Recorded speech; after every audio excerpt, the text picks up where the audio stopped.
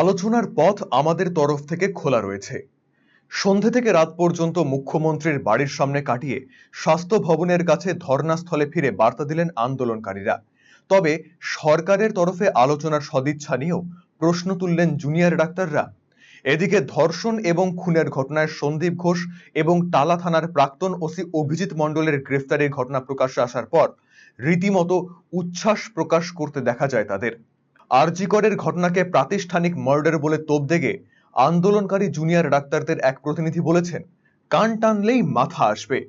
আজ সিবিআই এর গ্রেফতারি প্রমাণ করলো তথ্য প্রমাণ লোপাটের যে অভিযোগ আমরা প্রথম দিন থেকে তুলেছিলাম সেটা সঠিক। পুলিশ কমিশনার সহ স্বাস্থ্য দফতরের কর্তাদের যে পদত্যাগের দাবি আমরা তুলেছি তা সঠিক। শনিবার জুনিয়র ডাক্তারদের অবস্থান মঞ্চে আচমকাই এসেছিলেন মুখ্যমন্ত্রী। জুনিয়র ডাক্তারদের আলোচনায় বসার আবেদনও জানান তিনি। এরপর আলোচনার প্রস্তাব নিয়ে মুখ্যমন্ত্রীকে ইমেল করেন জুনিয়র ডাক্তাররা। তার উত্তরে মুখ্য সচিব পাল্টা মেল পাঠিয়ে কালীঘাটে মুখ্যমন্ত্রীর বাড়িতে বৈঠকে যোগ দেওয়ার প্রস্তাব পাঠান। এরপরেই কালীঘাটের উদ্দেশ্যে রওনা হন জুনিয়র ডাক্তাররা। কিন্তু নবান্নের মতো কালীঘাটের বৈঠকেও লাইভ স্ট্রিমিং এর দাবিতে অনড় থাকেন জুনিয়র ডাক্তাররা। দীর্ঘ সময় অতিবাহিত হওয়ার পর মুখ্যমন্ত্রী নিজে বাড়ি থেকে বেরিয়ে এসে আলোচনায় বসার আহ্বান জানান জুনিয়র ডাক্তারদের।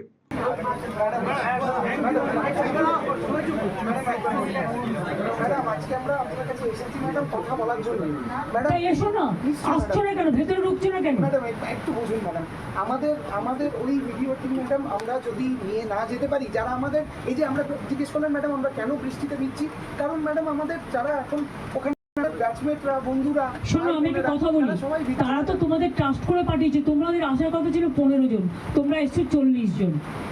একটা লোকের বাড়িতে তুমি বলো 40 জনের কি বসার জায়গা থাকতে পারে?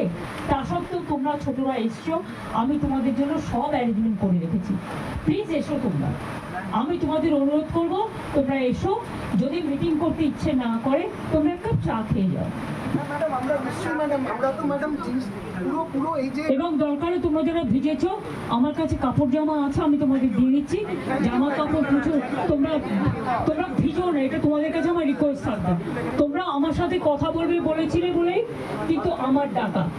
দেখো তোমার আজকে কিন্তু অনুরোধ তোমাদের কাছ থেকে এসেছিল, কারণ আমি ওখানে যাওয়ার পর সেখানে কোথাও লাইভ স্ক্রিনিং এর কথা লেখা ছিল না, এবং আমরাও লিখিনি, তোমরাও লেখনি।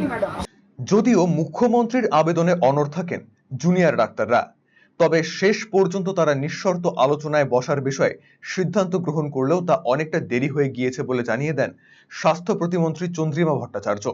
চন্দ্রিমা বলেন, আমাদের সঙ্গে আলোচনার সময় অতিবাহিত।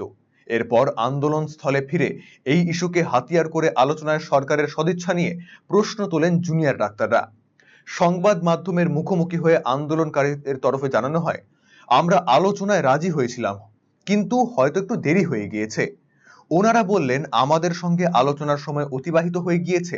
সকালে উনি বলেছিলেন উনি আন্দোলনের ফসল, তাহলে আজকের এই ঘটনা আন্দোলনকে অবমাননা নয়? এই যদি হয় তবে আমরা কিভাবে আশা ভরসা রাখবো? সেই সঙ্গে যোগ করেন, আমাদের দিক থেকে আলোচনার পরিসর খোলা থাকবে, আলোচনায় আমরা রাজি। আমাদের যে ফ্রন্ট তৈরি হয়েছে সেখান থেকে আলোচনায় বসার আবেদন প্রক্রিয়া চলবে।